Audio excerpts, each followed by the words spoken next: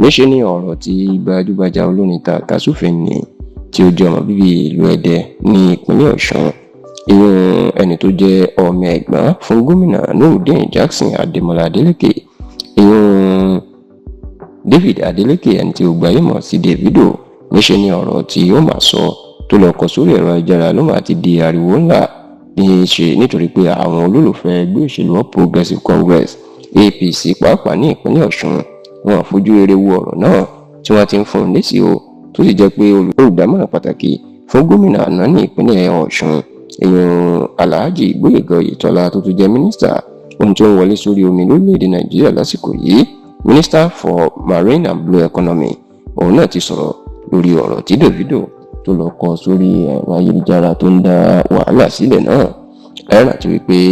nítorí ètò ìdìbò gómìnà ìpínlẹ̀ Ọ̀ṣun tó ń bọ̀ lọ́jọ́ 15 oṣù kẹjọ ọdún tá a wà yìí 15th of August 2026 nínú jẹ́ kí agbo òṣèlú ní ìpínlẹ̀ Ọ̀ṣun kó gbóná jàjà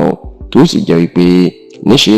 ẹni àwọn alátìlẹyìn àti olólùfẹ́ ẹgbẹ́ òṣèlú All Progressives Congress APC àti Accord Party tí gómìnà Adémọ́lá Adélékè tó fẹ́ ṣe sáà kejì, níṣe ni àwọn èèyàn náà ni wọ́n ń kọlu ara wọn tí wọ́n sì ń sọ̀rọ̀ burúkú síra wọn. Yàtọ̀ sí eléyìí, àwọn rògbòdìyàn náà ó tún ti ń ṣẹlẹ̀ níbi tí ẹ̀mí àwọn èèyàn tó ti ń bọ́ sí, tó ì jẹ́ pé eléyìí ló jẹ́ kí agbo òṣèlú ìpínlẹ̀ Ọ̀ṣun kó wá gbóná jàjà. Ṣùgbọ́n nítorí pé gómìnà Adémọ́lá Adélékè tó fẹ́ ṣe sáà kejì ó jẹ́ àbúrò fún bàbá ẹ̀, nínú jẹ́ kí Davido kó kéde wípé fún oṣù mẹ́ta òun ti paṣẹ orin tí o ìpínlẹ̀ Ọ̀ṣun ló yóò wá mójútó láti ṣàtìlẹ́yìn fún ẹ̀gbọ́n àbúrò bàbá òun gómìnà Adémọ́lá Adélékè láti ṣe sáà kejì, tó ì jẹ́ pé Davido òun náà ni ó tún síwájú àwọn ọ̀dọ́ láti polongo bò fún Adélékè. Ṣáò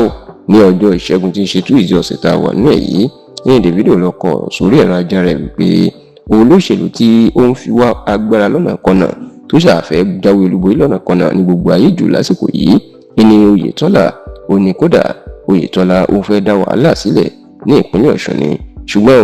ó ní gbogbo èròǹgbà Ọlọ́run ò ní fún ṣe o, kò sì ní ṣàṣeyọrí lórí Adélékè àbúrò bàbá òun. Ọ̀rọ̀ yìí ló máa di ariwo tó jẹ́ pé àwọn olólùfẹ́ ẹgbẹ́ òṣèlú APC